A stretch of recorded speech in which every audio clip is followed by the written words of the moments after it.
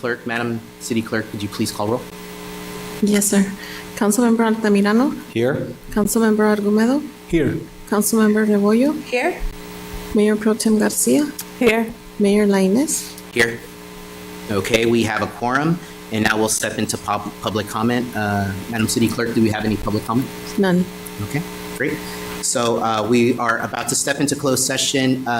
Madam City Clerk, could you please read out the items? Yes, sir. Council will recess into closed session to discuss 4 items. Item number 1 is conference with legal counsel pursuant to Government Code Sections 54956.9 D2 and E2 regarding anticipated potential litigation, one matter. Items 2, 3, and 4 are pursuant to Government Code Section 54956.8. The City Council will confer with its real property negotiator, Ernie Hernandez, with respect to real estate negotiations regarding 6300 Telegraph Road, Commerce, California, 6364 Zindale Avenue, Commerce, California, and 421 South Milpas Street, Santa Barbara, California. Okay, thank you for that, and we will now recess into closed session. Shoot, what did I do?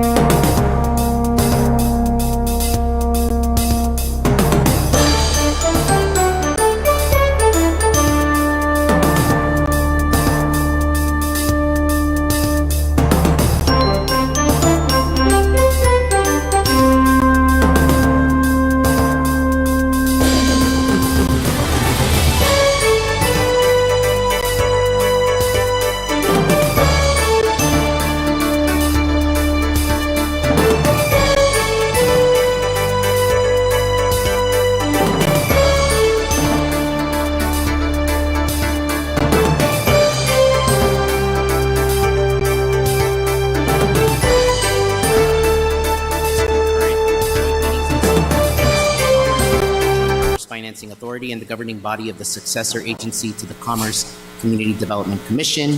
It is now 6:09. Interim City Clerk, could you please call roll? Yes, sir. Councilmember Altamirano, Here. Councilmember Argumedo, Here. Councilmember Rebollo. Here. Mayor Pro Tem Garcia. Here.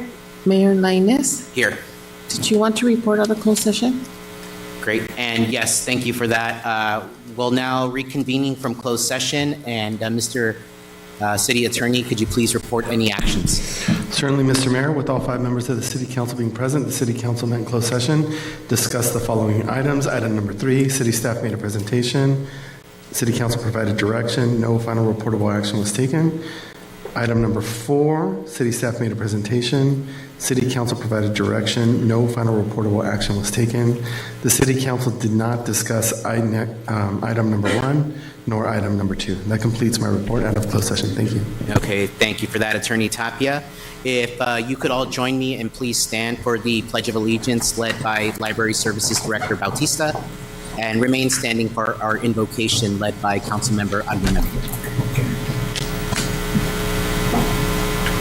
Please place your right hand over your heart. Ready? Begin. I pledge allegiance to the flag of the United States of America and to the republic for which it stands, one nation, under God, indivisible, with liberty and justice for all.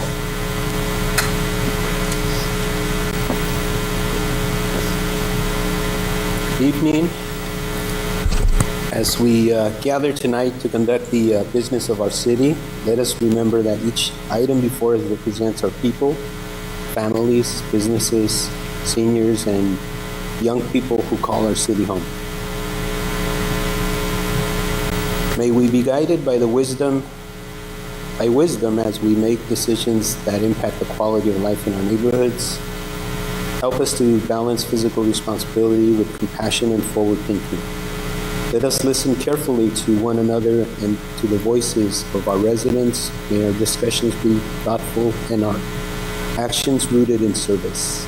We are grateful for our city staff, first responders, and community members who keep our city strong.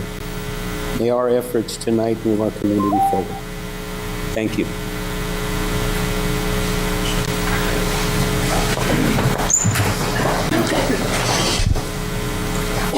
Thank you, Director Bautista and Councilmember Argumedo. We'll now go ahead and move on to public comment. At this time, members of the public who wish to address the City Council on any agenda item or any matter not on the agenda and have submitted a speaker slip will be called up to the podium. I do have 2 speaker cards. And the first person I'll call up is Gloria Nezahualcóyotl.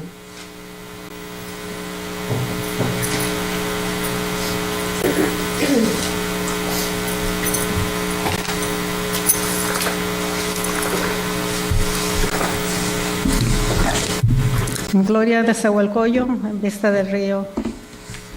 I'm here as like a kind of a follow-up on the meeting that you had, that some of you had with the public safety commissioners in regards to the neighborhood watch meetings. In the area, the Veterans Park, and in my area, Vista del Rio, it seems the Bell Gardens Police Department is the one that's doing the neighborhood watch for us. We had 3, they had come 3 times during the last 8 months, and Commerce has not shown up. Sergeant Barreto went once, and he said, well, I just got appointed and didn't know anything. Somebody from the office went and just took notes, did not introduce herself or nothing. Then we had a second one. And no, the first one, nobody showed up. The second one was Barrera and somebody else for the office. Now, Bell Garden is having a third one, and still, we don't have any idea what Commerce is doing or nothing. And so it was presented yesterday at the commissioners' meeting, and I hope your commissioners talked to you about it. But it's just remember, there are people over there that are residents of the city that expect some protection to serve, protect, and whatever you do. But they are not doing it. Another thing, because Sergeant Barrera was not available, I did go to to East LA, and I was, some sergeant in Suiza came out and talked to me, and to me, he behaved worse than an ICE agent, because whatever he said is God's truth, and there's nothing I could say, there's nothing I can ask for, because nothing was available to me to receive information. He did not know where Barrera was, he didn't know how to contact, and they were not sure if he was still in charge. And then I said, could I speak to your superior? And then he said, no, weaker. Whatever he does or doesn't do, he said he agrees with me, and that's the end of it. And I said, hey, you're paying the sheriff's department something to take care of us. And if they are so groseros allá, se aventaron peor que yo, to us, and not even produce whoever is in charge or whoever works the city of Commerce area, you should not be paying them because they are not doing their job. Where are they? Oh, there's an emergency in Carajay. There's an emergency in Maywood. I said, well, okay, what about us? We need somebody here. So it's just, follow up whatever happened yesterday and take care of all the neighborhoods, not just, I don't know, or just contract Bell Gardens. If you want the Bell Gardens to take care of us on that side of town, you're welcome to do it because they are always there and they are always available. Now, another thing, just out of curiosity, item number 4. Item number 4 is a property in Santa Barbara. Are you buying a motel in Santa Barbara? That's what is showing up on the map. I said 4121 Milpitas. Something in that says Blue Sands Inn, a Kirkwood Collection Hotel. Are we buying a hotel in Santa Barbara with money, the city money? So remember, the elections are coming up, and I hope the people realize what's being done and what's not being done here. Okay, thank you. Okay, thank you for your comment, Ms. Neswa Walcoyol. Mr. City Manager, if we could just make a note about potentially holding a neighborhood watch meeting in the Veterans Park community, please. I'd like to call the next speaker up, and that's Mr. Ruben Castaneda. Hi, my name is Ruben Castaneda. I was born and raised right here in Rosa Park. Just wanted to let you guys know about all the crime that's going on in Rosewood that I know about. I don't know, a lot of it doesn't get reported. Right now there's a house on 2422 Senta, which I believe is a couple houses down from you, sir, that somebody is housing these hoodlums. They a few nights ago, drove to the end of the block where my parents live, and were smoking crack in front of my parents' house. I have it all on video. I have a piece of crack that was on the floor. I have that on video, took pictures of it, so just so you know. Then they left their car there for 2 hours. The city patrol impounded it.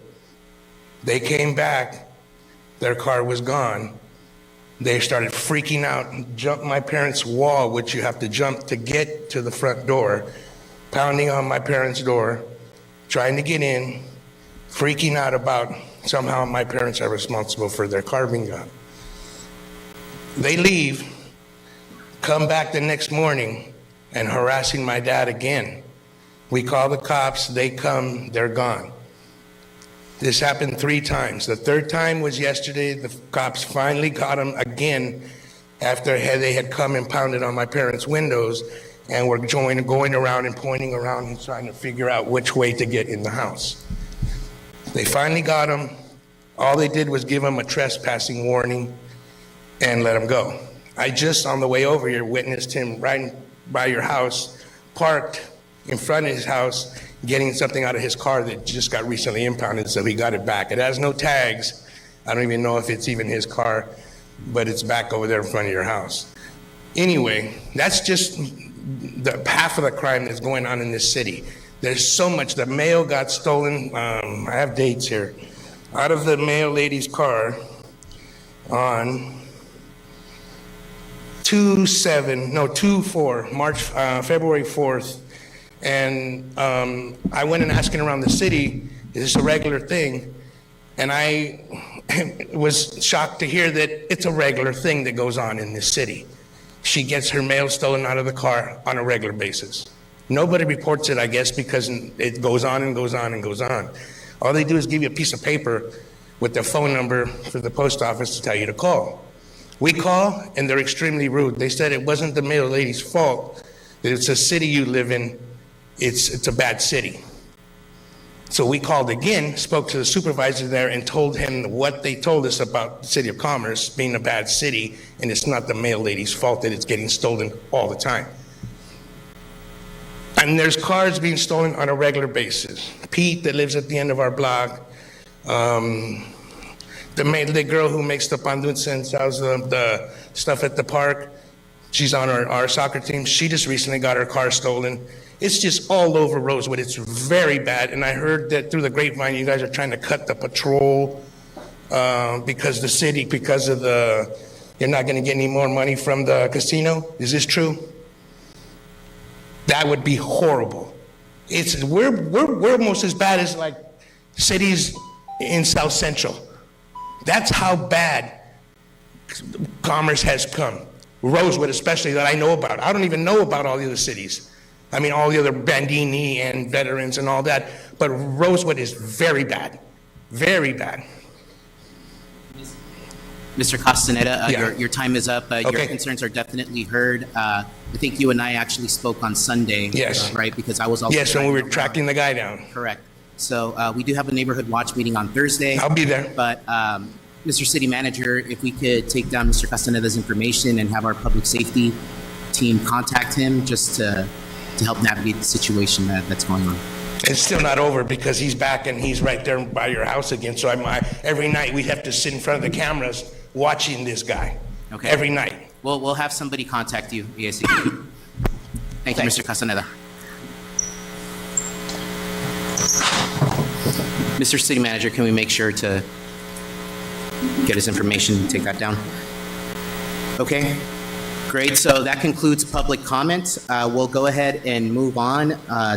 Now, I am going to go out of order a little bit, and I'm going to go directly into item number 9 under scheduled matters, which is the declaration of fiscal emergency calling a special municipal election consolidation with LA County and an introduction of an ordinance increasing the existing transactions in use sales tax by 1/4 cent for a total of 1 cent transactions in use sales tax. We'll be reporting on this item today.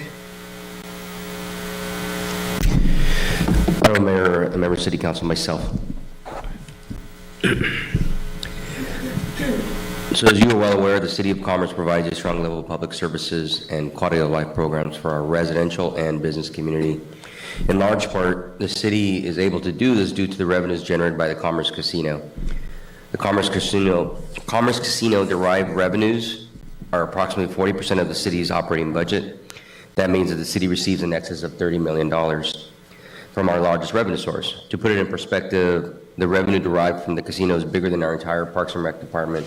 It's bigger than our entire library program. It's bigger than our entire community development operation. These departments individually could completely disappear, and we still wouldn't make up the gap in potential funding losses. In the last couple of weeks, literally 2 Mondays ago, or 3 Mondays ago now, the Attorney General, Rob Bonta, approved the implementation of regulatory changes that hurt our community and thousands of employees in Commerce and in our surrounding communities. Without conducting a thorough analysis of the potential impacts, it would have been, I think it's reckless of the Attorney General to do what he did. Most importantly, he did these without any substantial complaints, any changes to how the games are played. Essentially, it was a unilateral decision in many ways out of nowhere. These issues have been in place, these games have been in place for over 2 decades, and so it really was kind of out of left field with regards to the changes.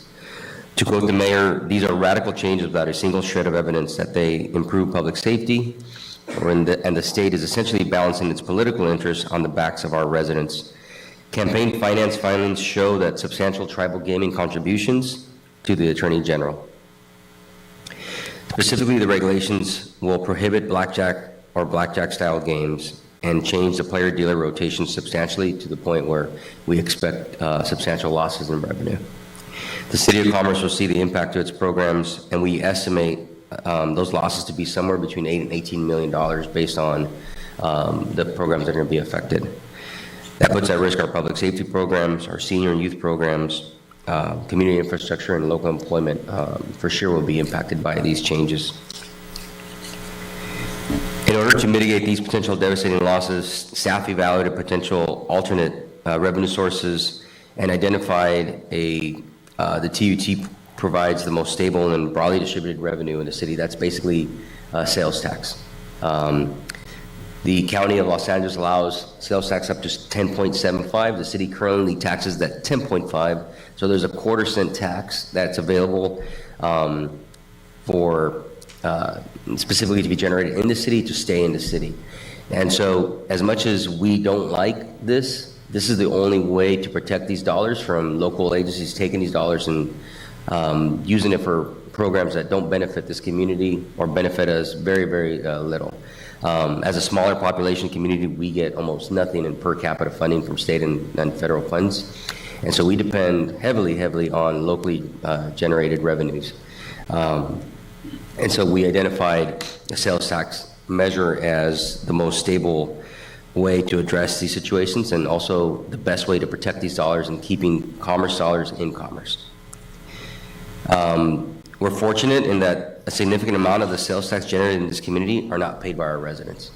2/3 of our sales tax revenues are generated at the Citadel, and a large majority of that population is not Commerce residents. It comes from not only outside of our city, but international.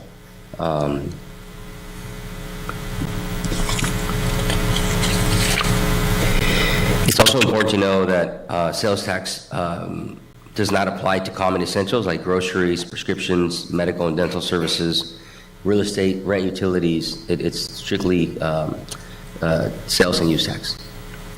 Furthermore, new revenues generated by cannot be taken by the state, cannot be taken by the county. So if this were to be approved to be on the June ballot and approved by the voters, and the county or the state pushes some other initiative that addresses sales tax, they would not be able to take this. Those dollars stay protected, stay in commerce. What's before you today is the structure to consolidate a special election and propose a quarter-cent transactions and use tax to protect commerce dollars from leaving our community.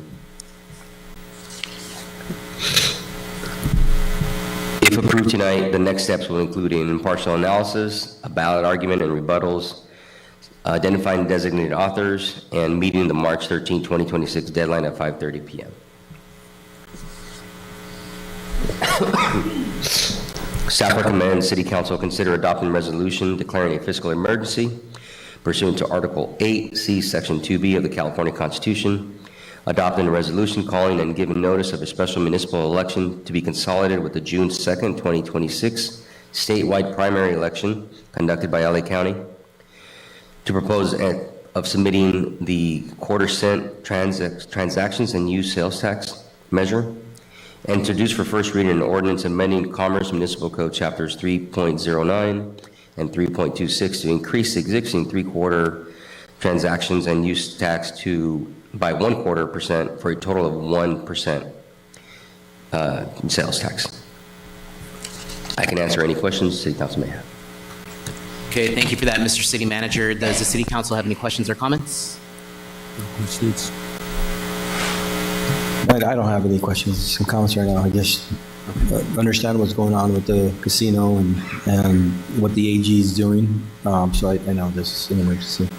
Yeah, I agree. You know, our state's attorney general has implemented regulations that restrict lawful, longstanding gaming operations throughout the state, and it's going to impact our city. And the truth of the matter is, he's circumvented the will of the people, and he's made a unilateral decision, right? So in Commerce, we're blessed to have a strong level of programming and services, and it's really needed, right? Because we have a responsibility to foster our youth's development, right? We have a responsibility to keep our seniors happy and ensure that our families have the resources that they need to thrive. So I think this is a critical measure, and I think it is important. So with that said, I'll go ahead and I'll entertain a motion. I would move to approve item the item before us and items 1, 2, and 3 as presented on our report. Okay, so we have a motion by Councilmember Argumedo. I will second that motion. And at this time, could we have a roll call, please? Yes, sir. Councilmember Altamirano, Yes. Councilmember Argumedo, Yes. Councilmember Rebollo. Yeah, and before I cast my vote, I want the community to really pay attention, right, to what's happening here and to the people, right, that are hurting this community, like the Attorney General. We have an election coming in June, but it doesn't stop there, right? The money trail to these high politicians doesn't stop there. It goes back to Becerra. It goes back all the way to when Kamala was the Attorney General, right? So we really need to pay attention to who we're voting for, statewide, that is hurting our communities, and follow those paper trails so that you can see why they're allowing the tribal casinos to hurt our casinos. So I just really would encourage everybody to do their homework. So that's a yes for me. Mayor Pro Tem Garcia, Yes. Mayor Lainez. Yes. Motion passes 5 ayes. Motion passes. Thank you for that. Okay, Oh. and so now. Mayor, we have to read the ordinance. Sure. If you could, please read the ordinance. Yes, sir. City Clerk.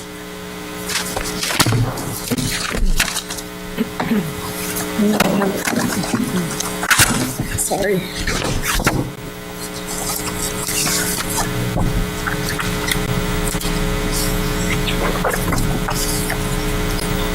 An ordinance of the people of the City of Commerce, California, amending Title III of the Commerce Municipal Code to repeal and replace the provisions of Chapter 3.09 and repeal the provisions of Chapter 3.26 with the provisions of this ordinance authorizing the increase of existing 0.75% transactions and use sales tax by an additional 1/4% for a total of 1% transactions and use sales tax pursuant to Revenue and Taxation Code Section 7251 through 7279.6 and 7285.9 through 7285.92 to be administered by the California Department of Tax and Fee Administration on behalf of the City of Commerce. Okay, thank you for that, interim city clerk. And so now we'll go ahead and move on to our regularly scheduled agenda, or regular sequence. So at this time, we'll go ahead and consider the consent calendar, which consists of items 1 through 5.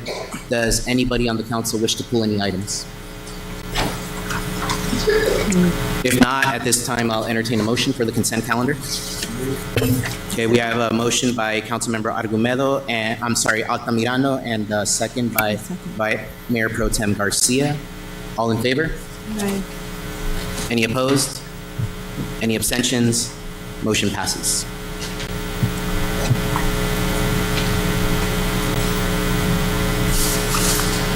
Okay, and so before we move on to item number 6, I'd like to call our Sergeant Cortez to come up because I believe he has a presentation on the state of public safety here in the City of Commerce.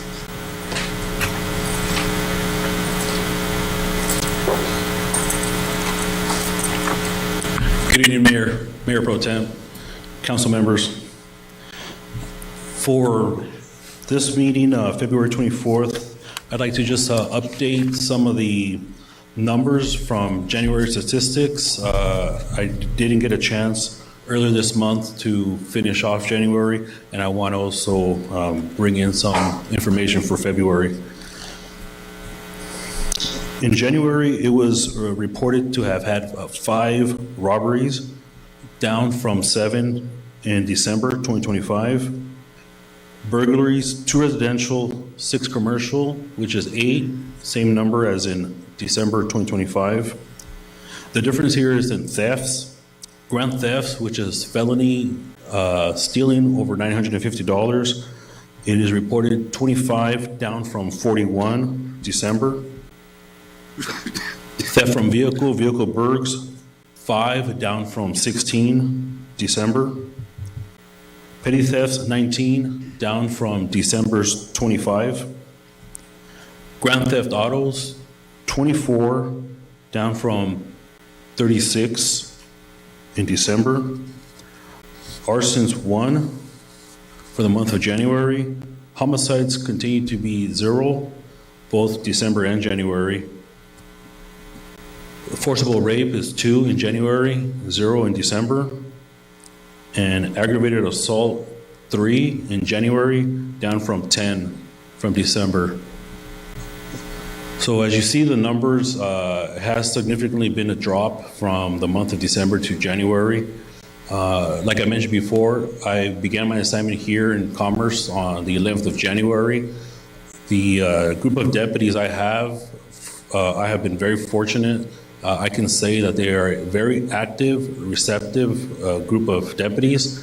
And maybe some of your community members here or live streaming have recognized an increase of patrolling, active patrol in their community. I have put together a couple of operations where we're targeting specific areas and specific crimes that were higher numbers in December and have reflected to be less in January. There is a couple other operations that I have in mind.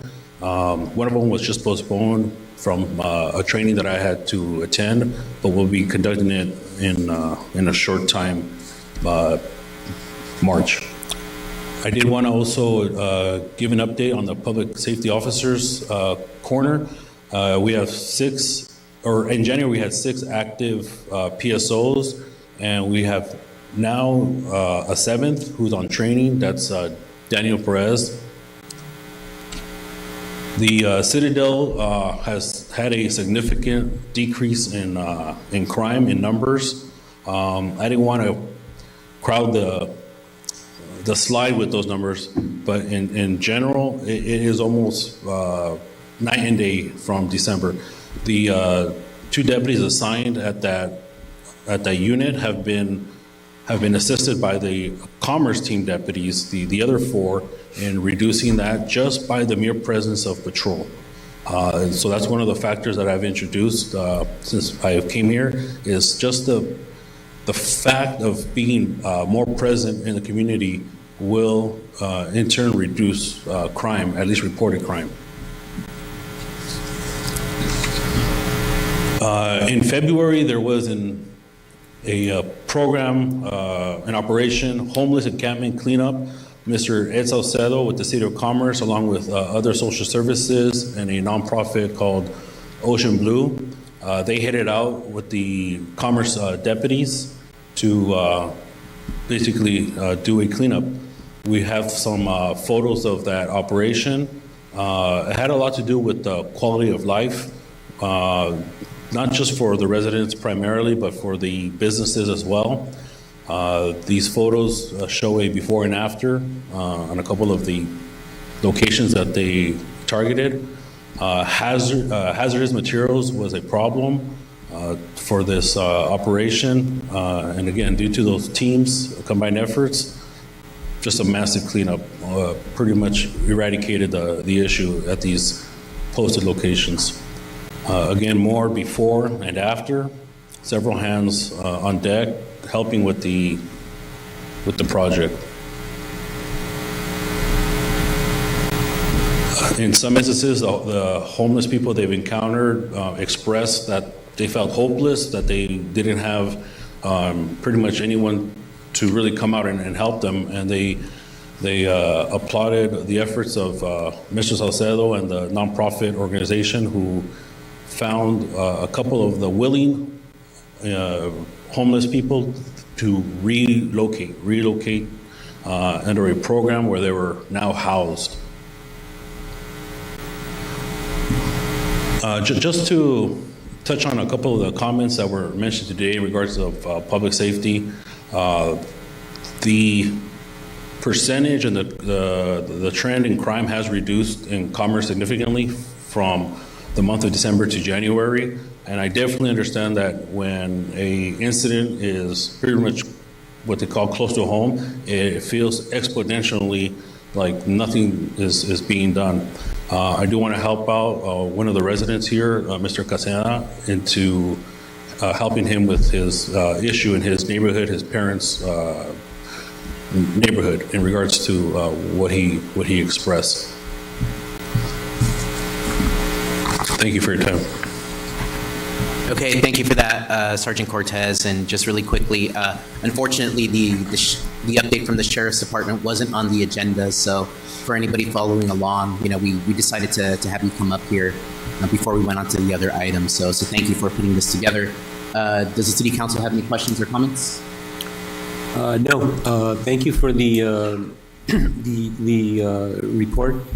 Appreciate it. And it's good to continue to see that crime is going down, and I know statistically nationwide the crime is down. In different parts of the nation, it's down, which is a good point. And I'm glad it's certainly down here statistically.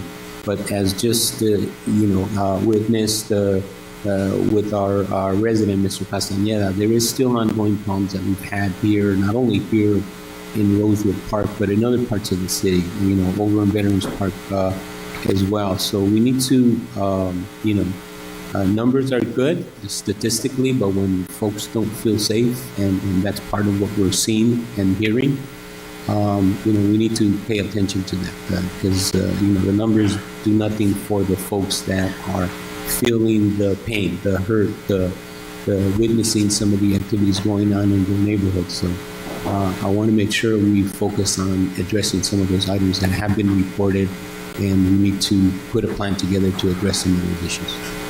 So, thank you. Thank you, sir. Thank you for your comments, Councilman. Councilmember Altamirano? Yes, Sarge, I have a question about if someone's committing a crime at night, when camera catches the description of the vehicle, but also the license plate, and that gets handed over to you, what takes place after that? So just to maybe begin with what's called step one, many crimes are considered victimless crimes, where you don't need a victim to make an arrest, even a detention, and prosecute a suspect. But most crimes do require a victim, at the minimum, a witness. In those cases, if a witness observes a crime either through video or through eyewitness, and they bring further information forward, like a license plate, then the detective assigned to the case, and let me come back, even the field deputy who gets the initial handle has a lot of resources now, more than before, in regards to a decade ago, to track down that workable information. There's many ways to do it, and I'll just mention it in a brief matter to not give away too many of our resources, but it can lead to an immediate detention, apprehension of a suspect, just a license plate. I also would like to tell the community that if they don't capture the full license plate, if they capture at least 3 consecutive characters, whether it's the first 3, the last 3, the 3 in the middle, 3 consecutive characters with the resources that we have now will help narrow down, along with color, make, model, and type of vehicle, what the full plate most likely is. Again, you asked, what would you do with that information? If the field deputy doesn't come to a conclusion, to an apprehension, then it gets forwarded to Detective Bureau. An investigator will be assigned the case, read over all the facts, and when he sees workable information like a license plate, his duty is to pursue that lead if there's nothing else more significant to pursue. And very often, license plates do solve at least a area for an investigator to follow, whether it's a specific person or an area to surveillance and try to capture, apprehend a person in that vehicle. One example is, let's say the eyewitness sees the suspect, captures the plate, investigators follow up, learn where the vehicle or that plate frequents. They input a lot of resources to not just narrow down, but to actually in real time find the suspect. I'm trying to be not vague, but just for public safety, I don't want to give away the exact resources. methods. When they detain that person, they will detain them on a reasonable cause arrest, or if in the vicinity, contact the victim, create a group of photographs, present it to the victim, and that person will most likely, hopefully say, yeah, this person is the person I saw, which will match the person that's apprehended. And then that case, after an arrest is done, gets forwarded to the district attorney's office, and a whole chain of events happens there. Okay. Thank you. Thank you for that question, Councilman. Mayor Pro Tem. Thank you, Mayor. My question is regarding the homelessness. Are you still providing shelter services for them? At the shelter home, I believe? I know Mr. Salcedo has that department in regards to those type of social services. I understand that there's still a lot of active groups that offer their assistance to him, and that is from a conversation I had with him, and that is as active as this month of February. So has it increased or decreased? The calls for homelessness do not get documented, I think, as they should, as well as they should. There are some radio codes that coordinate to a homeless call for service, and some that just get dispatched or sent out without it being recorded. So for me to say that it has gone up or down would be inaccurate based on a statistic that I could pull, that I don't have, but that I could pull. It would still be inaccurate. Okay. And again, the reason I say that is because a lot of the homeless problems gets sent out as messages, to be dealt with, because in some parts, we don't have a indicated crime. And if we don't have an indicated crime, then it just gets sent out as a quality of life, kind of like a routine, hey, see if a deputy can help with this matter of having a homeless person find shelter or move on if they are in a borderline trespassing incident. Okay. Maybe we can get some more information on that a little bit later, and we can talk about that. Thank you. Yes. Okay, thank you for your comments, and thank you, Sergeant Cortez, for being here today.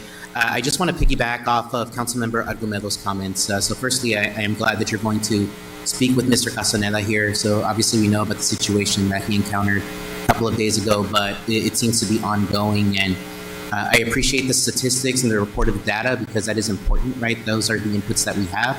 But, as was mentioned, public safety, a big factor of that is how people feel in their community, right? And what I can tell you right now, because I live very close to Mr. Castaneda, people in our neighborhood right now do not feel very good, right? So I'd like you to speak with him, right? Get more information and really just follow up on what's going on. And there's also going to be an opportunity on Thursday evening as well, just so you can hear firsthand some of the concerns that are going on. Because again, what's reported is great, and I appreciate you presenting the information. We want to see that. But I could also tell you that not every time is reported, right, as you know. So I think that's also important to consider. So appreciate your time. Thank you for the presentation, and have a good night. Thank you, Mayor. Okay, so at this time now we'll move on to item number 6, which is the funding allocation for the mural lighting installation at the Mixmaster Underpass and City Hall parking lot project. I believe our Director of Public Works, Shahid Abbas, will be presenting on this item today.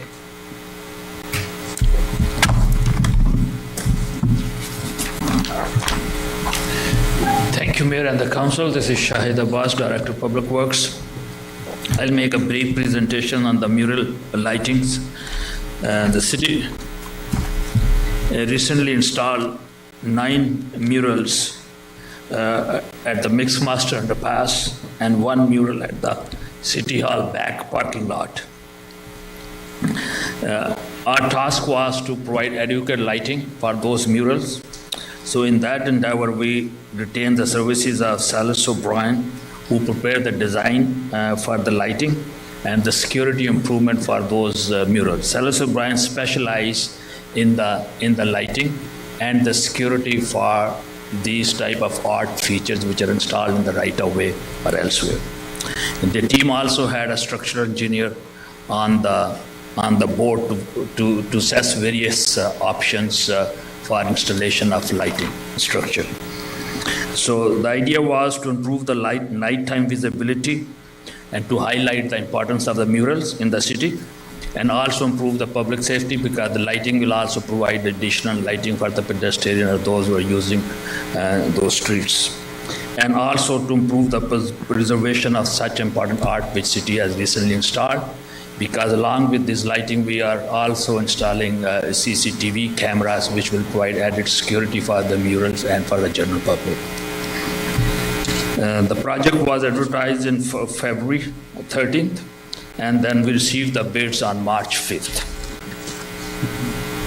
This is the general concept of the mural. You can see the mural, the lights were specially designed to focus on the complete mural, and so there is no reflection from coming off the lights, and the people can see clearly the art which city has installed. And the poles are specially designed to include both the lighting and a CCTV camera under one unit. And there will be 9 poles for the lighting, and there will be 5 CCTV cameras installed on both sides of the street to protect this art for the city.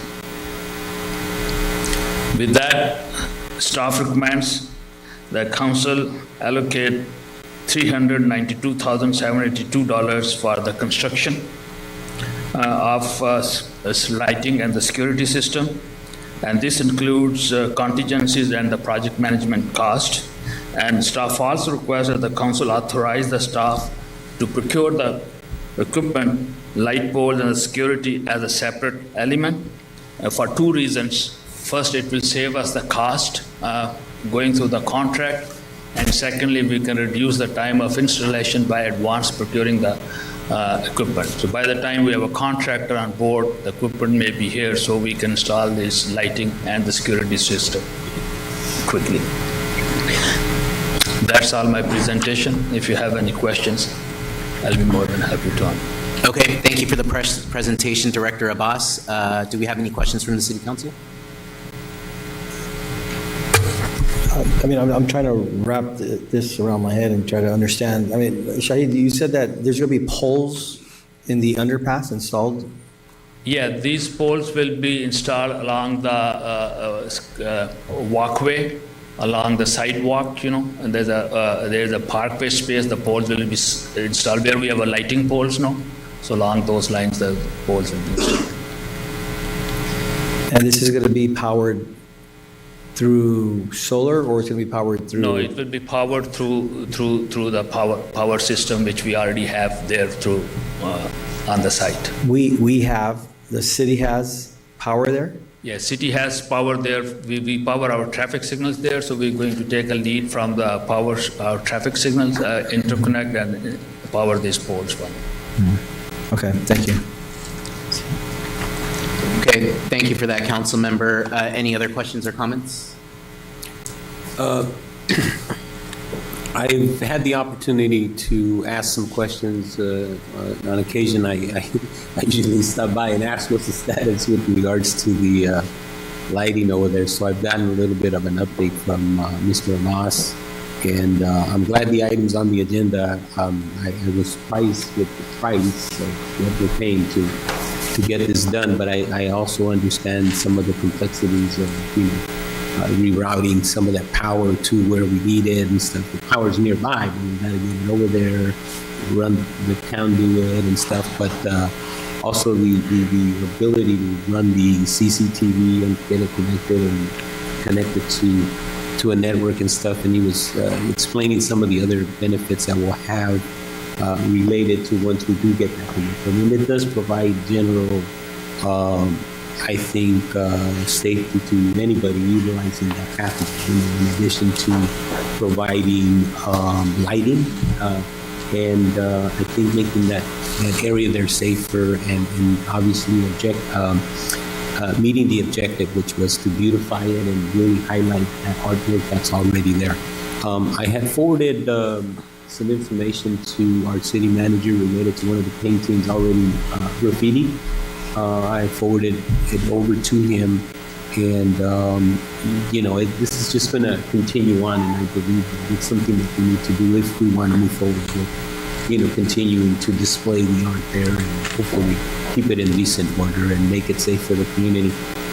That general area also, there's some homeless issue that we have there that needs to be addressed, which I will also talk about later in my report, because I think we need to address some of those other issues that are kind of contributing to some of the problems that we're having. But I really don't have any additional comments. So if we want to move forward and try to make that, accomplish what we wanted to accomplish, unfortunately, I think it's expensive, but I'm willing to move forward. Yeah, I got kind of jump back in. Yeah, I do find that expensive myself. Where's the majority of this cost coming from? What's costing the most in this project? So the mayor and the council, the majority of cost is coming from providing the power to the poles, and then we are installing 9 poles. And these were the not very expensive poles. They're the same cost the pole which any other ornamental lighting system will have. And then installing, the third cost is installing of the CCTVs to protect the camera and bringing the information back to a centralized system so they can monitor, the security of those. How many bids came in for this? Oh, no, we have just bid the project. We just advertised the project for construction. We have not yet received the bid. This is just engineering estimate.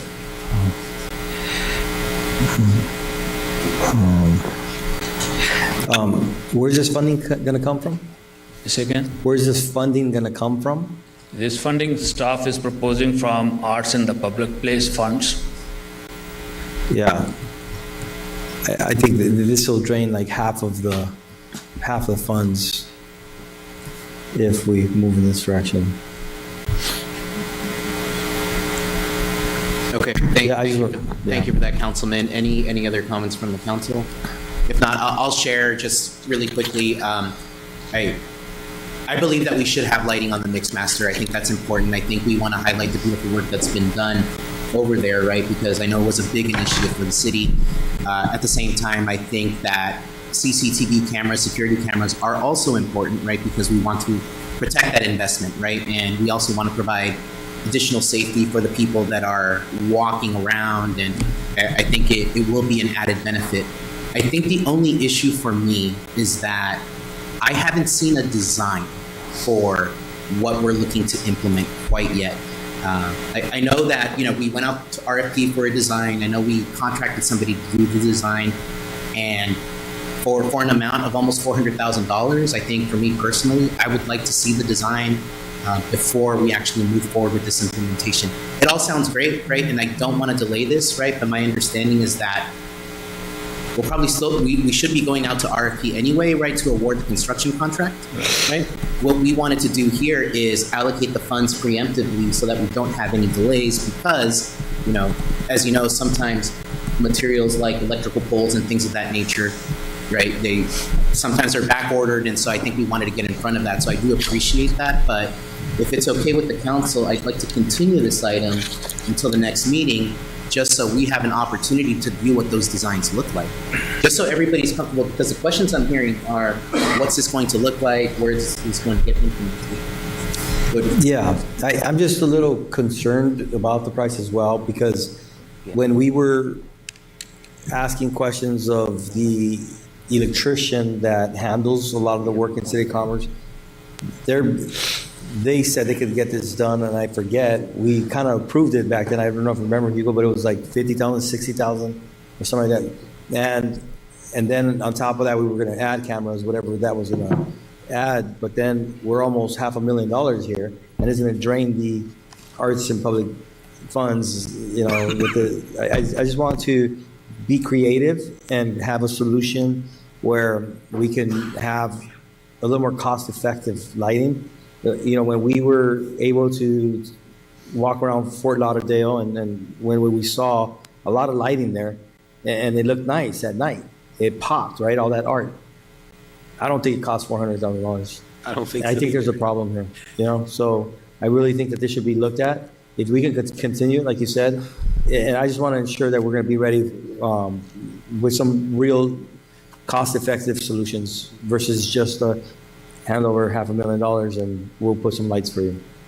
Understood, and I think this just highlights the need of wanting to see and understand the design first, because I think whatever estimate you received and what's being designed, it can't be apples to apples, right? So Yeah. obviously there's, I don't know if that's a good comparison, right? I think we need to see what the design looks like, see what's being proposed. I know from a number standpoint, right, we're looking at 9 poles, we're looking at CCTV cameras, all of that makes sense, but really looking at the design and seeing what that's going to look like, I think is important. So let's go ahead and continue the item. I don't think we need a motion for that, right? I have the authority to do that, so we'll continue this until the next meeting.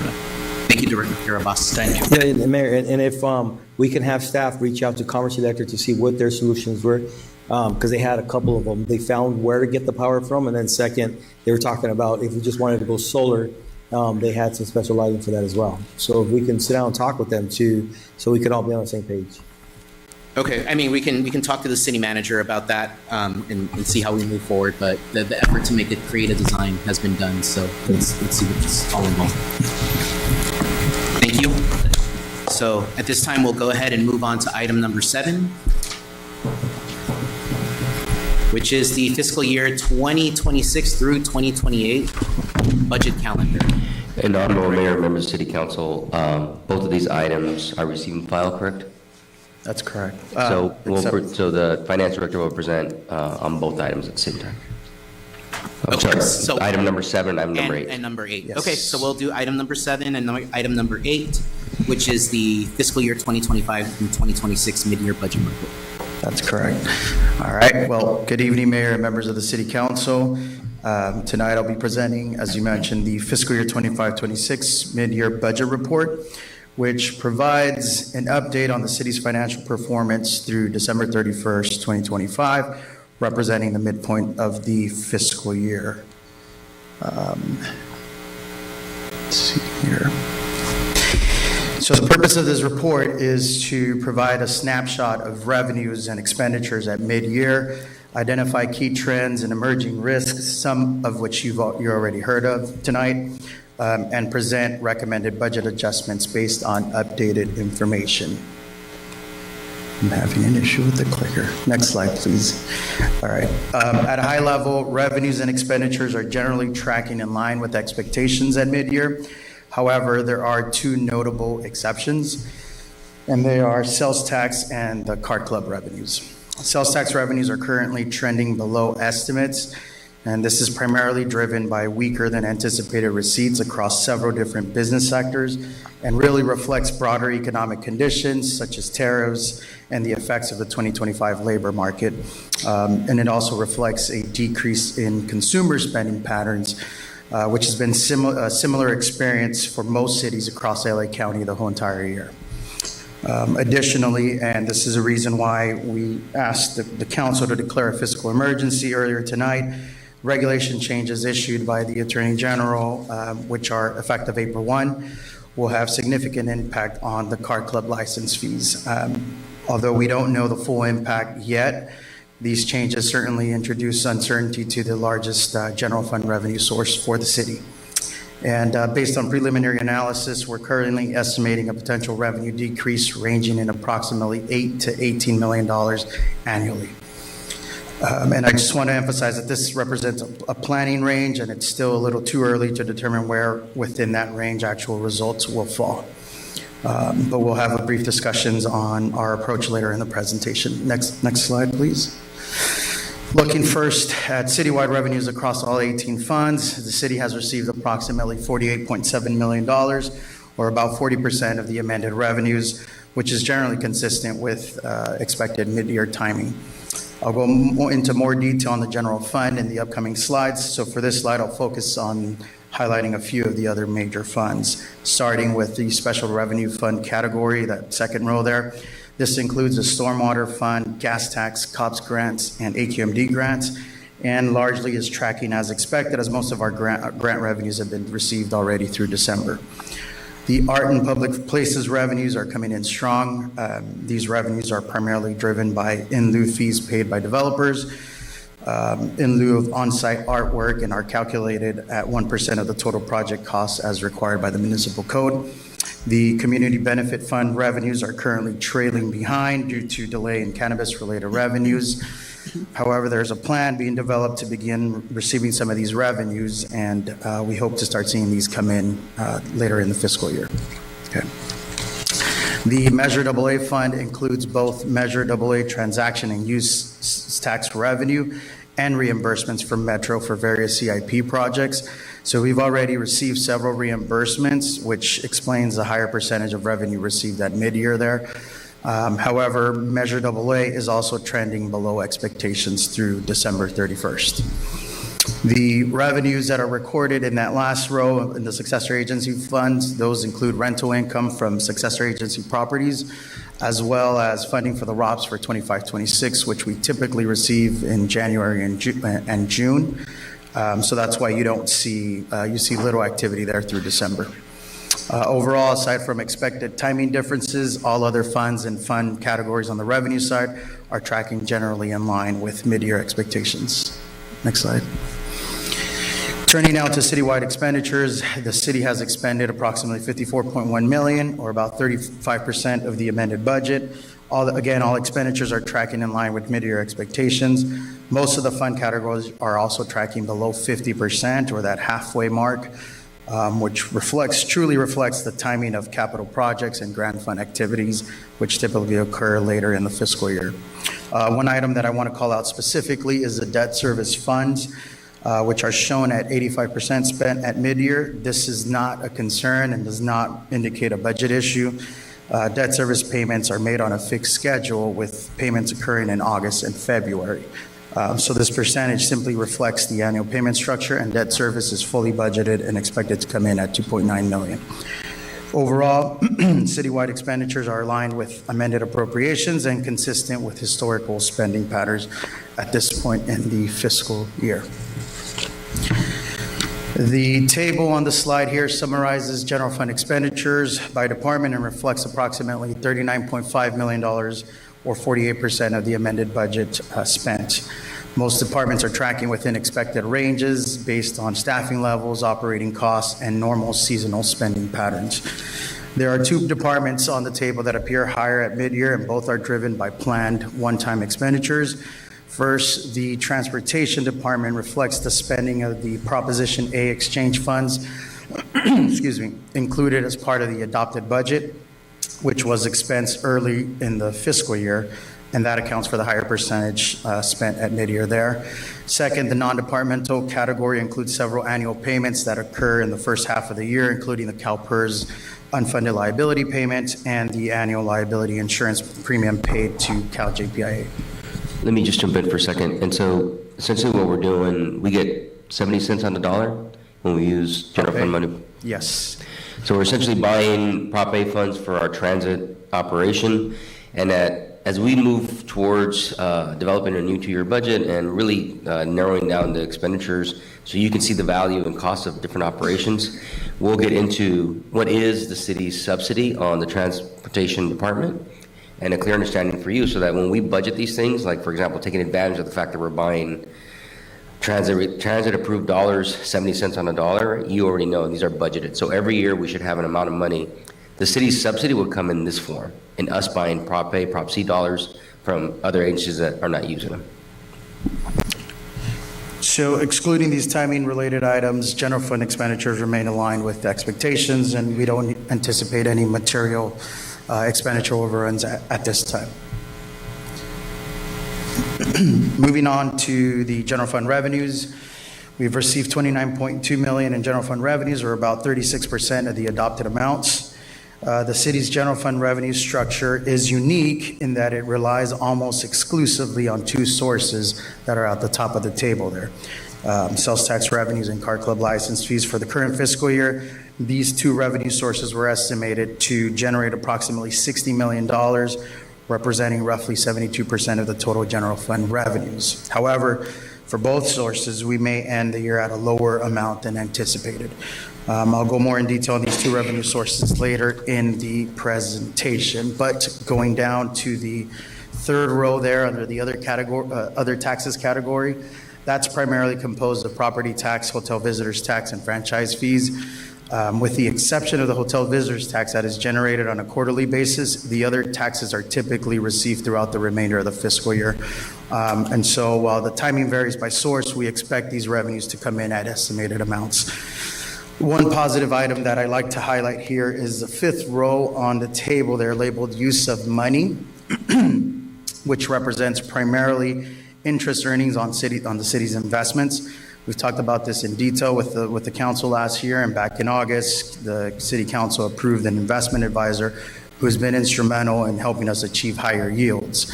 I'm happy to report that interest revenues have already exceeded the adopted budget with approximately $1.3 million received compared to a budget of $892,200. Revenues from other agencies, the sixth row on the table there, largely consist of traffic safety related fines. And so the lower percentage received at mid-year is due to timing. And again, we expect these revenues to come in over the remainder of the fiscal year. So before I move on to the next slide, what I wanted to highlight next for this presentation is the historical performance of both the sales tax and the card club revenues. I think it'll help explain why these two revenue sources remain both significant and volatile, and also helps paint the picture of how we got where we're at today. Next slide.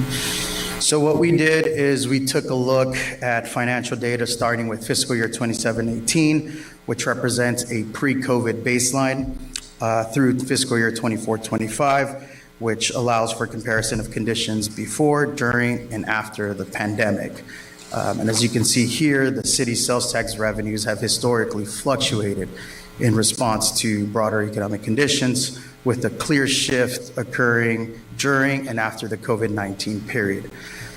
Sales tax revenues average approximately $20 to $23 million annually prior to the pandemic, with revenues totaling $20.7 million in 17-18, increasing to $23.2 million in fiscal year 18-19, followed by a decline to $19.6 million in fiscal year 19-20, which was at the beginning of the pandemic. Then on November 3rd, 2020, voters approved Measure VS, which has generated approximately $4.5 million annually for us.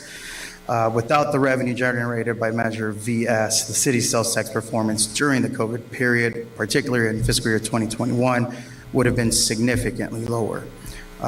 Due to the Measure VS, sales tax revenues increased to $21.8 million in fiscal year 2021, and then rose sharply to a peak of $31.1 million in fiscal year 21-22, reflecting strong post-pandemic economic activity and consumer spending. However, since that peak, we've experienced a consistent downward trend. Sales tax declined to $30.6 million in 22-23, decreased further to $28.9 million in 23-24, and fell again to $26.7 million in 24-25. Overall, this represents a 14.1% decline from the fiscal year 21-22 peak to fiscal year 24-25. And in this current year, we're expecting the sales tax revenue to be approximately $2 million less than what we initially estimated. Looking at the card club revenues, again, we don't know the full magnitude of the impacts due to the regulatory changes, but we're estimating, again, a potential revenue loss of approximately $8 to $18 million annually. And this is based on the license tax structure, and it's also based on historical performance, as you can see here, with the decrease during the pandemic. Next slide. I wanted to discuss this chart in particular because it puts all of the revenue issues we've been discussing and compares it to our expenditures. General fund costs have increased steadily as the city has returned to full operational capacity following the pandemic, and this growth reflects inflation, it reflects contractual increases, and reflects service restoration. In the pre-pandemic period, as you can see there, expenditures grew from $63.1 million to $68 million in 18-19, which is consistent with normal operation growth. And then expenditures remain elevated at 68.2 in 2019-20 at the beginning of the COVID pandemic. Then in 2021, general fund expenditures declined to 58.3 million, reflecting temporary reductions in operational adjustments implemented during the pandemic. However, beginning in 21-22, as you can see there on the chart, expenditures resumed an upward trend as city operations and services delivery began returning to pre-pandemic levels. Expenditures increased to 59.9 in 21-22, 61.9 in 22-23, followed by a more significant increase to 70 million in fiscal year 23-24, which is the period in which historically high inflation took a toll nationwide, and the city the city itself experienced significant contractual increases with police and fire contracts. And then $75.7 million in fiscal year 24-25. The trend is clear, and our expenditures are rising, and we're having significant issues with our revenues. So what are we proposing to do? It's fine, this is fine, but I do want a contributing factor to this that we became aware of. As you know, in the period of time that I've been with the city, the city council led a new budget process and a new budget presentation as far as really breaking down the expenditures over revenues. And part of that deficiency there is related to the fact that the city did not budget positions that were even filled in some cases for close to a decade. So there was a period of just not best practices with regards to budgeting of not only personnel but operations. And so that's reflected in all of these numbers also. We're essentially right-sizing, right? The unfortunate thing is us, like the entire state of California, is seeing a decline in sales tax since COVID.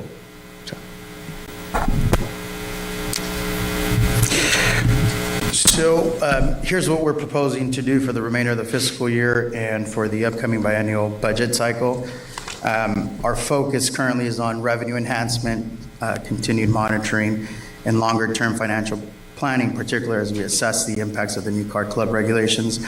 On the expenditure side, we are maintaining close oversight and are prepared to implement cost control measures if needed, while prioritizing the protection of core services. We'll closely monitor card club activity and overall general fund revenue performance as well after the implementation of the regulations, and we'll continue to update the City Council as more information becomes available. Fortunately, and due truly to the City Council's fiscal stewardship, the city is in a strong position today with healthy cash balances and reserve levels that allow us to absorb short-term revenue volatility while longer-term impacts are evaluated. And I think the fact that we have a strong cash position and reserve levels will allow us to navigate this a lot easier. After all, that's why we have rainy day funds established to weather the storm a bit while we adapt to the new normal if needed. Looking ahead, we're recommending that the fiscal year 26-28 budget discussions be centered on clearly defining core services and service levels, ensuring that available resources are aligned with the City Council's highest priorities. And overall, I believe this approach allows us to be measured and calculated while remaining flexible and proactive as we navigate near-term uncertainty. Next slide, please. And then as part of this staff report, we are asking for budget adjustments, and primarily they're centered around the recognition of higher interest earnings. And so we're asking the council to recognize $1.4 million in additional interest earnings and appropriate the same amount for including an additional $1 million to participate again in the Proposition A Local Return Fund Exchange Program. And again, this, I think we've had discussions about the Transportation Fund structural deficit. This particular item will lessen that projected operating deficit for this particular year. And as the city manager mentioned earlier, we're subsidizing the transportation fund roughly about $2 to $3 million every year. And so this is part of that. We're also asking for additional $215,000 for the 2026 Independence Day celebration. Parks and Rec currently has about $91,000 in their current budget. So this would increase it to a total of about $305,000 for that particular event. So this is what I mean by right sizing. We know we spend more than that every single year, so why the budget has 91,000, I couldn't tell you. So this is going to be this ongoing process of really right sizing and fixing these budgets, so you know what a program actually costs. And when you're making decisions about prioritizing which core services and which core programs you want to maintain as a city, you know the true value, right? Again, there's no explanation as to why these numbers were presented to you in that format in the past, but certainly moving forward, it would be much more well-informed and more transparent. The related item, the new budget with the program details will be at your next city council agenda with regards to the 4th of July.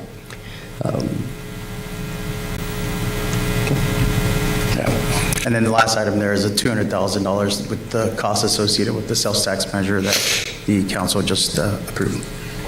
Okay. And again, fully offset, everything that we're asking for is fully offset by the additional interest earnings, so no net fiscal impact to the general fund.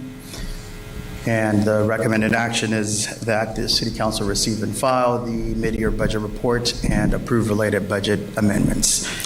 Honorable Mayor, members of City Council, you will see that there is no recommended adjustments for the issue we talked about with regards to reductions by the AG. That would be a part of the upcoming budget process. This is essentially how we're concluding the year. And for all intents and purposes, we are assuming that between now and the end of June, that we can mitigate any impacts. Yeah. Okay, well, that concludes the first half of my presentation, and I'm happy to answer any questions. Okay, thank you for that, Director Castellon. And just for the record, we are talking about item number 8 here. That's right? correct, yes. Right, so just so everybody's aware. Now, does the City Council have any questions or any comments? No. Okay. I think, Director, thank you for the presentation. I think the only question for me is, as far as sales tax, right, we've received around $8.8 million, so about 31% of what our projections were. Where did we forecast to be at the end of December?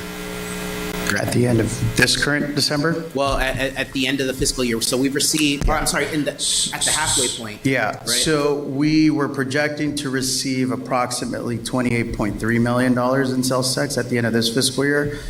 Right now, based on the data that we have, which has been from July, so we have data from July through November. We haven't received the December results yet.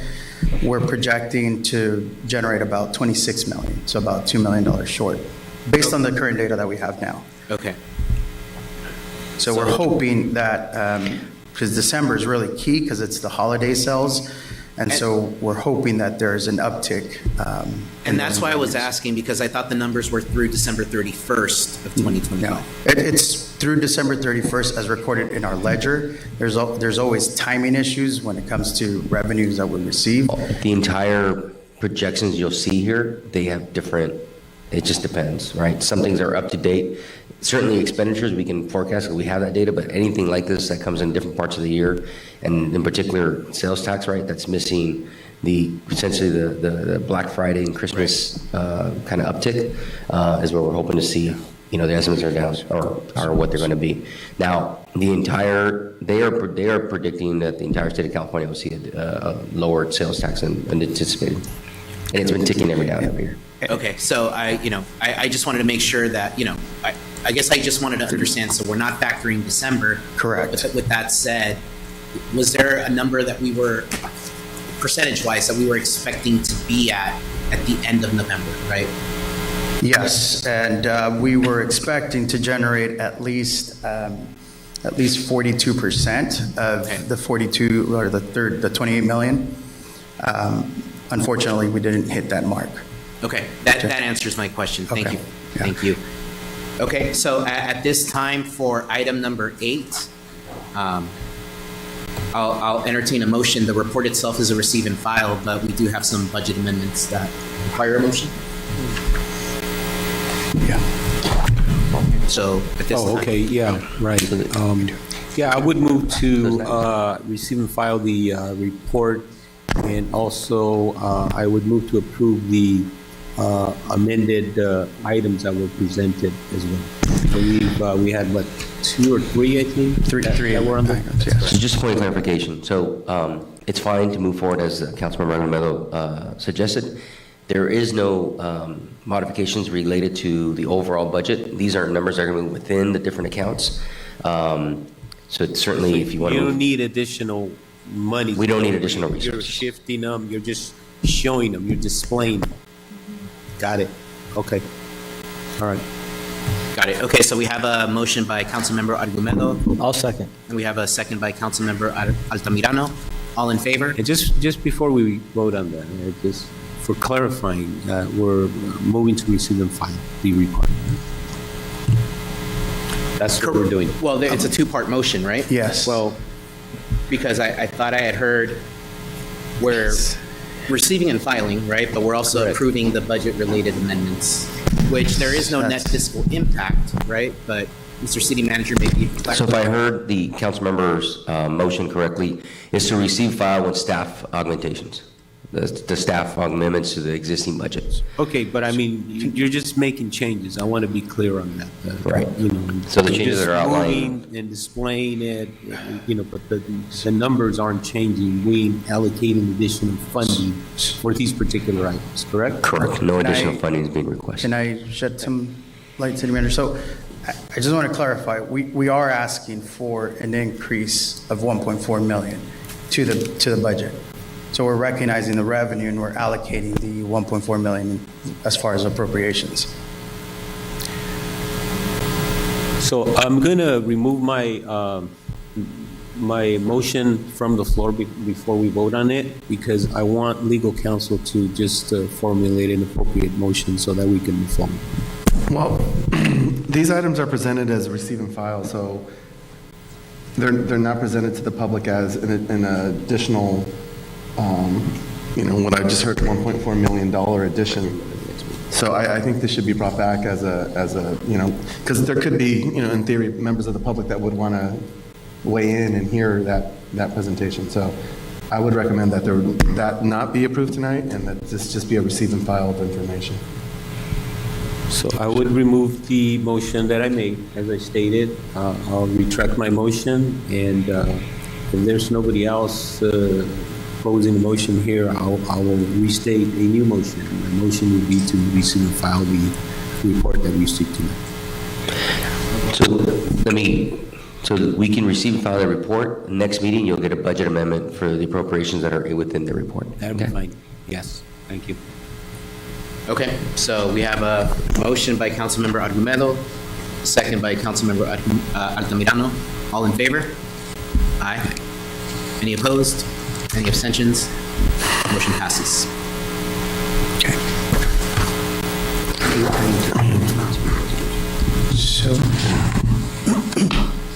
So I believe now we'll go on to item number 7, right? Yes. So, Mayor, members of the council, this brief section here presents the proposed fiscal year 26-28 biennial budget calendar, outlining key dates for budget preparation, community engagement, and formal adoption proceedings. Next slide. So what does this budget calendar do? Well, the budget calendar lays out key milestones to guide the development, the review, and the adoption of the biennial budget. And more importantly, it will support our new 2-year financial plan, which will provide greater stability and planning capacity for city operations. For the first time in the city's history, 2 community budget meetings are scheduled in March.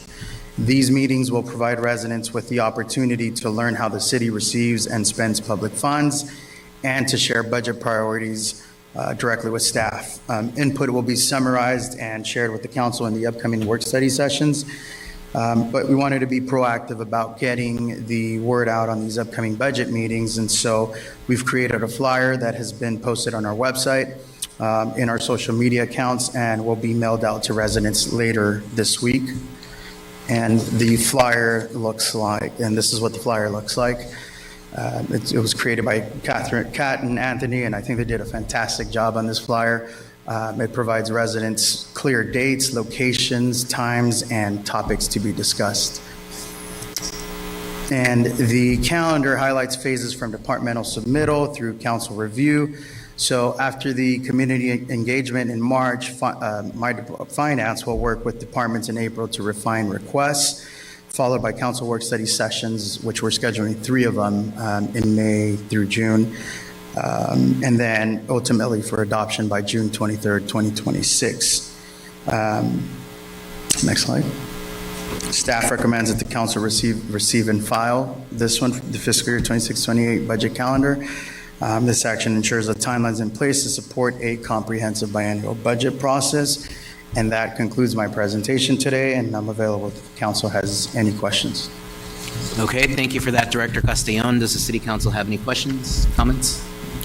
Nope, looking forward to our budget sessions. Yeah, me too. Thank you. Yep, yeah, thank you for getting that off the ground. Just community meetings to discuss the budget. I think that's really important. So, there's a lot of work that's being put into this, so really appreciate it. So we'll go ahead and receive and file this item. Thank you. Wonderful. Thank you, guys. Appreciate it.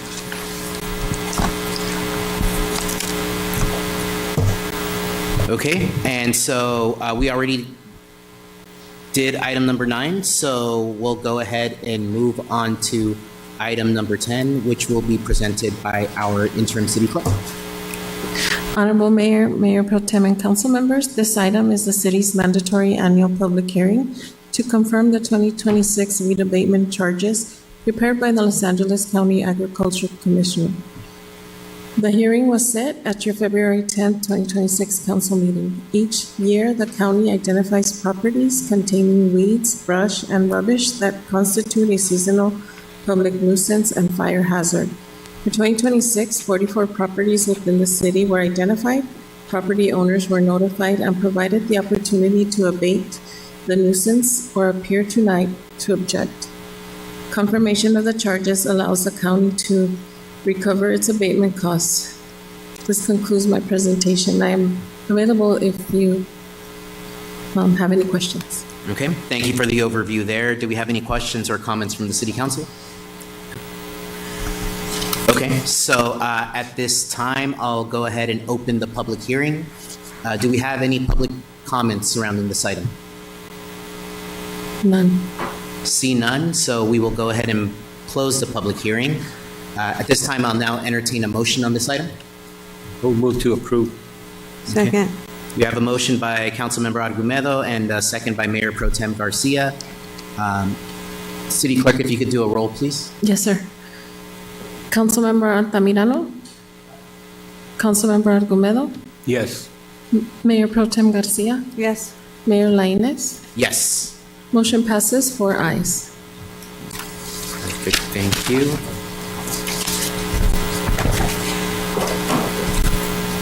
Okay, great. So now at this time, we'll move on to city council reports. I won't start to my left. I'll actually start to my right. Councilmember Altamirano. All right. Yeah, you know what the resident said about crime taking place in the Rosewood area? I think that it's picked up. There's some activity going on, and one of the reasons why I was asking about the camera, what they do when they capture license plates and things of that nature, because there's at least 2 incidents that in the beginning of the week, 2 license plates were captured, 2 different crimes, and that was given to the sheriffs, and one was a commercial building and one was a residential. So I just want to make sure that they do something about it, and I want to just for them to keep us updated on what they do. The other thing I was going to ask is so today I went to the senior center. The seniors, one of the seniors called me, wanted me to go take a look at what they were doing with the art. And I mean, I thought I was impressed the last time I saw the art, but this time I was truly, truly impressed. There's quite a few of the seniors that their paintings almost look like a professional did it. And they're very excited about having their art gallery. I think they're on their 4th painting now.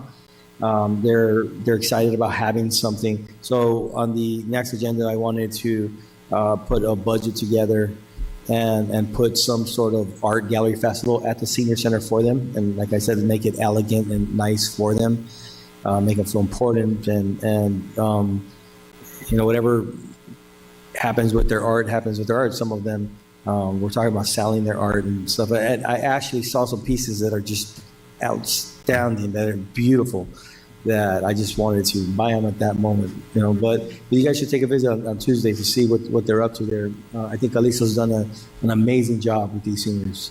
I mean, they're unrecognizable. They'll show you their first piece, and then they'll show you their second, the third, and the fourth, and you'll see the progress of just how detailed and beautiful they are. So that's what I'll sit down with Ernie and see what it'll take, and hopefully get on the other agenda. Okay, great. Thank you. Okay, thank you for that, Councilmember Altamirano, and I think we should celebrate people's work, right? So I think that's important, so looking forward to that. So now I'll move on to my left, Councilmember Argumedo. Thank you, Mayor. Let's see. I did take a little trip up to Sacramento, and this is related to the Attorney General's recent regulations that we're dealing with now. And we the gaming cities, meaning myself, City of Bell Gardens, and Hawaiian Gardens representatives were all up there along with the executive director of the gaming cities. And we had scheduled several meetings with different senators, assembly members. I know I personally attended probably about at least seven of the meetings, because I got there a little bit late. They flew up the day before, I flew up the day of, and I landed in the morning and kind of caught up with everybody. I think I missed 2 meetings, But overall, the meetings that we had with the different elected officials were very positive, very supportive. They all were, with the exception of one that I think, when we already knew that they may not necessarily be very, very friendly, or they were more on the side of the tribes. But the others we met with were very understanding and understood the issues that we raised and brought to the members, and they were supportive of signing letters of support and getting them forwarded to the Attorney General.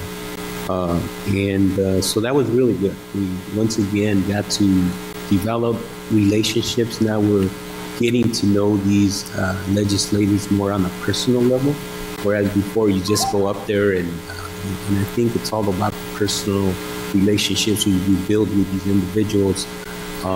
You gotta be up there, you gotta be meeting with them on a regular basis as often as you can. I think it's important, and I think the trip showed a lot of that, because a lot of the individuals, one of the things that they were asking for was, what are the impacts to my district, our district, and we caught that, and we immediately, forwarded that information, and we're hoping that we get some of that information from our club right away, so that we can draft up these letters and get them forwarded to the respective legislators, senators, so that they can forward those letters to the Attorney General's office to try to see if we can try to mitigate the decisions that he's made, which will impact not only our city, all car clubs, cities in the state of California will be impacted by this. So in some cases, some clubs here in the state of California, that's all they play is blackjack. Guess what? They just eliminated that. So that means they got no games to play now. So thank goodness for us, we do have other games. But regardless, excuse me, I had to pick this up when I went up there.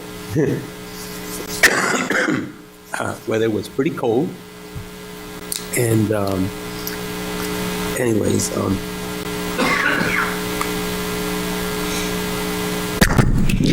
That's how strong of a team we are. We all get sick at the same time. So anyways, just wanted to highlight that. It was very a positive trip going up there. Came back, and hopefully we can get all these letters out, which I think will hopefully help. I'm not sure what the Attorney General will do. But the other part of this is not a one-phase approach to try to address this. I believe that the card clubs are going to be filing a lawsuit, and rightfully so. We're hoping that we get a temporary restraining order, which of course will then stop everything for now while this goes through the process, and hopefully in the end, we get an appropriate ruling that will be favorable to not only the city of Commerce, but all other cities. And so I believe all that. But we'll keep you guys up to date as to what is going to take place with regards to that. And already in the budget presentation, you saw how this could significantly impact our budget process here. Many of our programs here in the community that we've all come, have gotten used to providing for our residents. So that's very, very important. So anyways, moving on, let me also indicate that I attended the Community Services Commission meeting last night, and I know that there were some issues that were brought up related to homelessness, related to the Mr. Castañedas, who was here, the issue that he was addressing. That was also brought up yesterday at the meeting. I just want to make sure that, I know our sergeant was paid attention and heard the comments we've already made, so I won't be redundant, but we definitely need to ramp things up and start looking to address some of these ongoing issues and problems that have been brought up. And I personally have noticed an uptick in homelessness on Atlantic and Washington.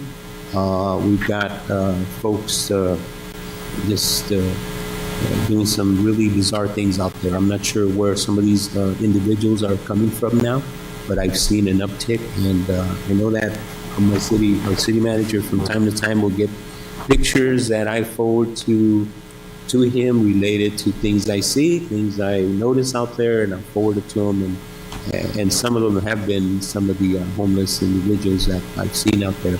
Not all of them, but I'm going to start forwarding some of that over so that we can try to help and assist these individuals to find them, hopefully, to a better place where they can, be helped, be assisted, but certainly out on our streets, under our bridges, and just, things along those lines. It becomes a public safety issue for our community, and we need to be cognizant of that. So, let's see.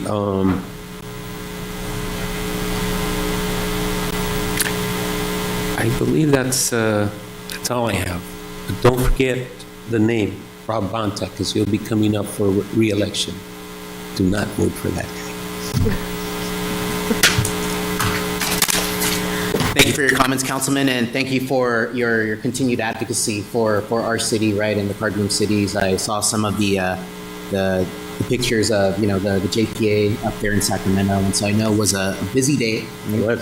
But what I could tell you, and just speaking with some of our legislators as well, is we are making inroads, right? And so I know this is a capacity we've been working on for several years, so I definitely want to commend your work and thank you, because it's not just about revenues too, right? It's about jobs.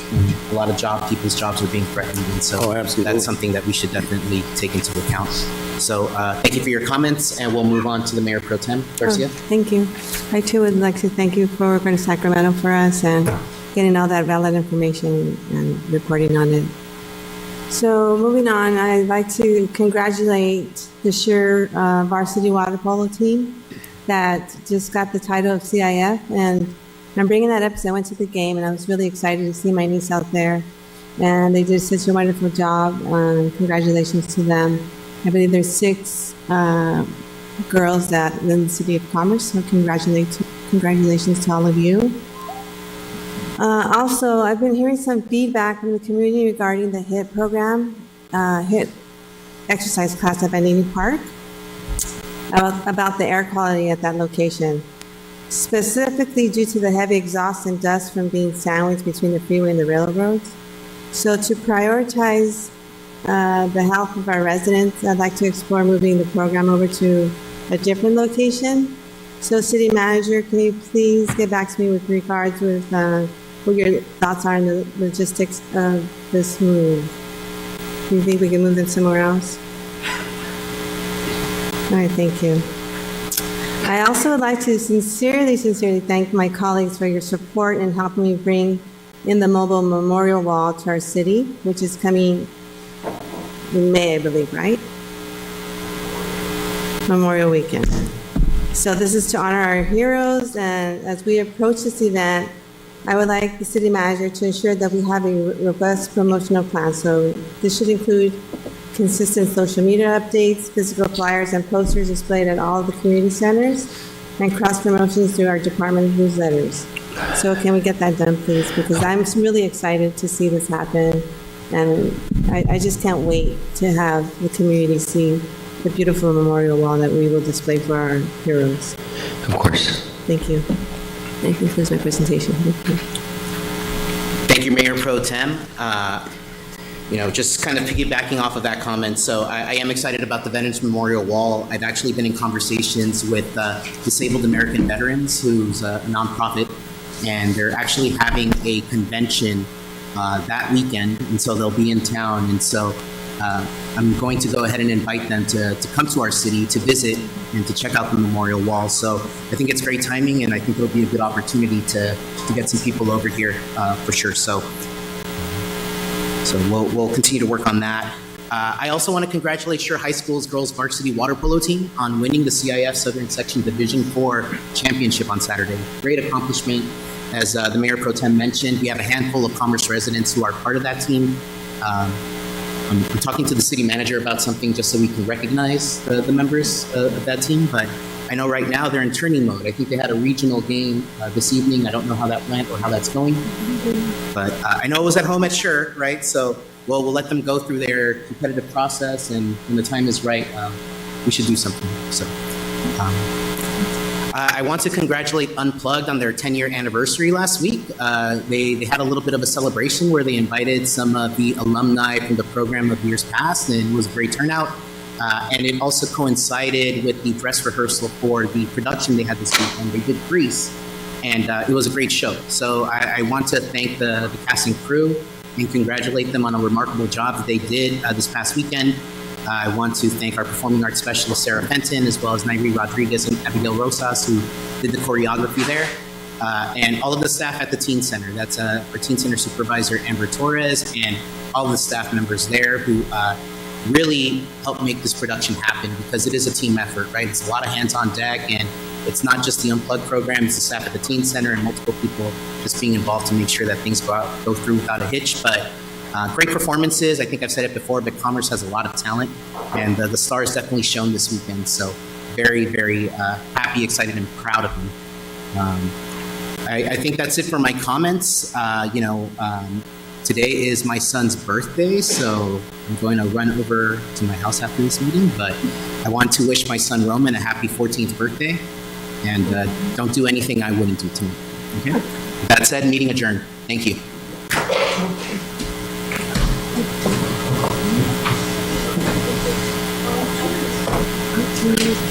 What?